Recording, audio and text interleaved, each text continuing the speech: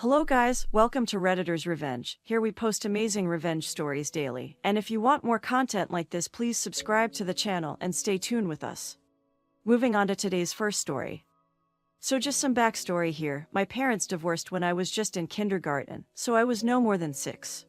My mom got full custody of us and she suffered from mental illness. I believe she has a borderline personality disorder, and she was also a typical narcissistic parent. Anyway, ever since the divorce she would always tell us how it was not her fault we didn't have enough money for things and blame my dad. For example, if there was nothing to eat for breakfast and we complained like small children do when they were hungry, she snapped, "It's your father's fault, so cry to him." I just learned never to complain and do without, and spent my childhood taking care of her. My sister and I were trained from when I was about 8. My sister was 10 to come right home from school and do our homework and clean the house and take care of ourselves. Don't ask mom to make dinner, make it yourself, and all of the chores so mom doesn't have to do anything. It sounds bizarre, but we thought that was normal, as well as being hit and told daily that we were worthless.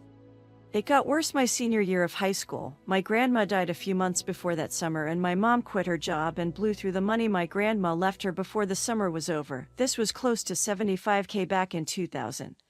She refused to get another job and kept coming up with excuses not to work. That is, I need a break, get off my back, I hurt my leg, etc., while she was going out drinking with her friend and acting like a carefree teenager. So I spent my senior year working hard at school, at my part-time job after school, and pretty much taking care of an overgrown child who refused to work or help out. Anytime a utility shut off or there was no food left in the house, she just griped, "You have a job. Why can't you pay for it?" If I brought up the fact that my dad sent her child support, she would just complain that she had my sister's tuition, which I later learned was BS. She would flaunt that child support check and laugh and refer to it as mommy's paycheck. Flash forward to when I am about to choose a college and my mom keeps bellyaching about the costs, and of course, have zero saved in a college fund. I couldn't afford a private university since I only was offered a partial scholarship, so I decided to go to a reasonably priced and still highly regarded state university. During my freshman year I was pretty much able to swing the cost of tuition, room and board. Since last year of high school I filed my taxes and FAFSA as soon as my W-2S came in, so I had a decent amount of grants. During my first year of college, I almost became unable to receive financial aid for my second year of college. Why? My W-2S were mailed to my home address and my mom, being the caring and supportive mother she was, shredded them and threw them in the trash. I found out because my sister was home that weekend and saw it.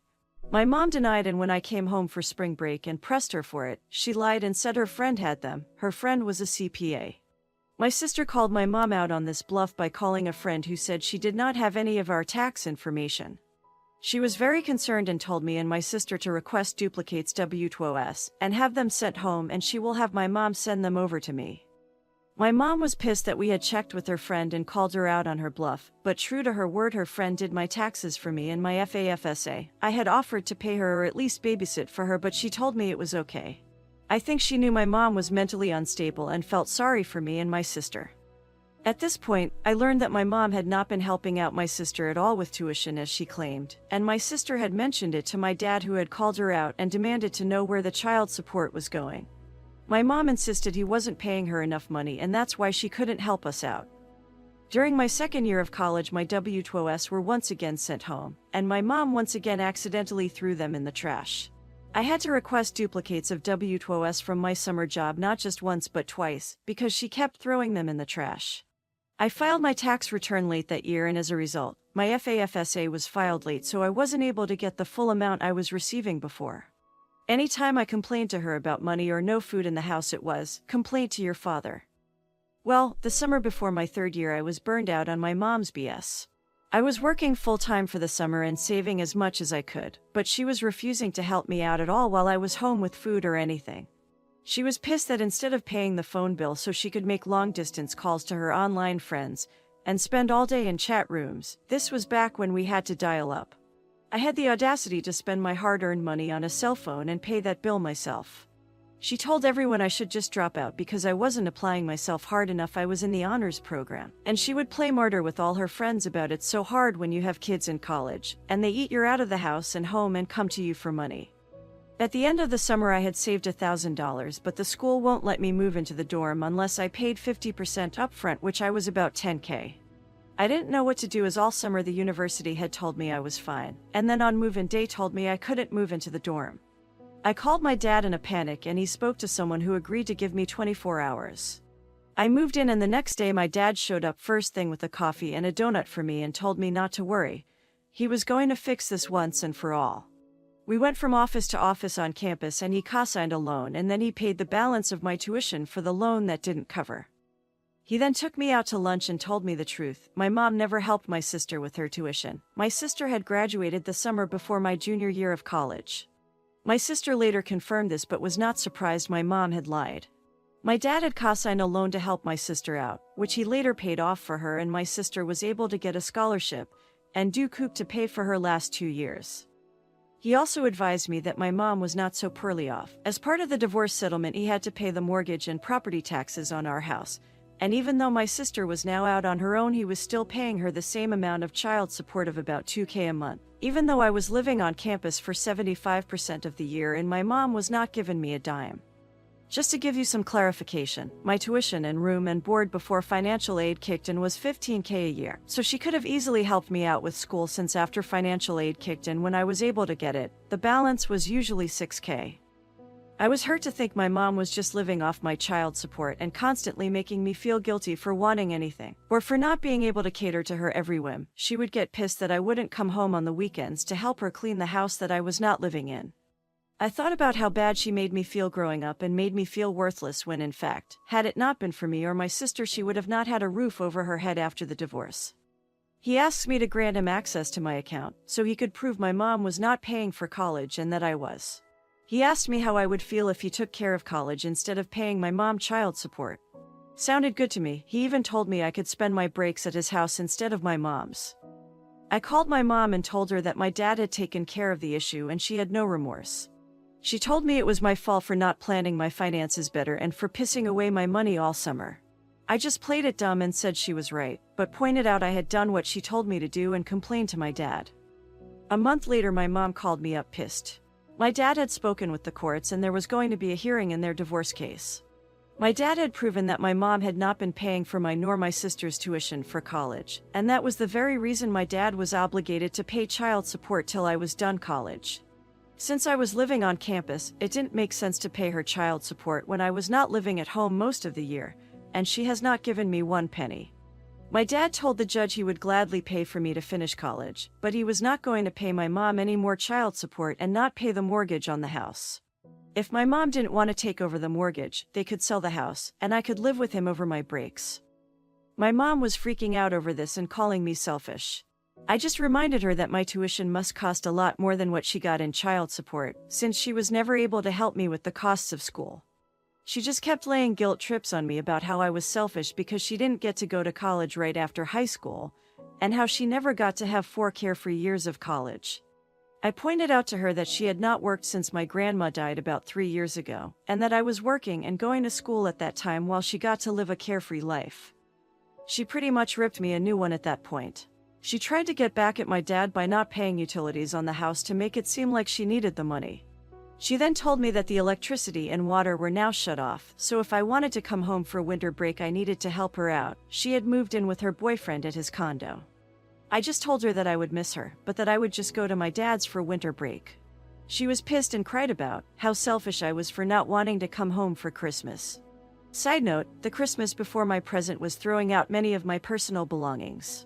Why? My mom was pissed off at me that I didn't want to come home one weekend to help her clean. Because to get home I had to take 2 buses and 2 trains, spend $20 one way, and wait for her to hopefully remember to pick me up at the train station, which was a whole 20-minute drive for her after I had traveled for 4 to 5 hours because I had finals. And I told her I would help clean for the holidays once I came home for winter break. Her response: she took all of my things, threw them in boxes, and threw them out on the front lawn. Most of my things were destroyed by being left in the rain, and I away most of them. I told my mom that I would come and visit her over my winter break once she got the utilities turned on. I told my dad what was going on, and he said he and my stepmom and my half-brother and sister were thrilled I was going to stay with them for winter break, and he can get me a job in his office as well for winter break. He also called my mom and reminded her that the child support had not stopped, and they were going to list the house in a few months. So what was this nonsense about the utilities being shut off? She was pissed but magically came up with the money to turn them back on. That spring my dad took officially by the court took over my college tuition, and he even made sure I got my full financial aid since he had picked up W2OS for me. My mom lost her child support and was told by the judge that she better cooperate with the sale of the house and keep up with the utility bills etc., so it would sell. Her boyfriend moved in with her till the house sold and she moved to another time zone. The real kicker: it was cheaper for my dad to pay college costs than to pay her child support. To summarize, my mom abused and exploited me, and I got my revenge by causing her to lose her child support and free rent by doing what she told me to do for years: complain to my father. No regrets. Now, here is the end of our first story, and I hope you enjoyed this revenge OP took on her entitled mother, who was a witch leeching of her kids and ex-husband. Guys, I want to know your thought about this story in the comments section, and if you had similar entitled mother encounters, please share it in the comments section. And, before you move to the next story, please hit the like button, subscribe to the channel and hit the notification bell to remain updated on more fantastic stories. Now, moving to our final story, in which OP's ex's divorce lawyer accused him of hiding his income, money laundering, and demanded his 3 years of financials. So here is the little malicious compliance on the douchebag lawyer. This happened several years ago when my ex and I were going through a heated divorce custody battle. While we were married, we had a couple of conversations about how rich people hide their assets to avoid paying taxes.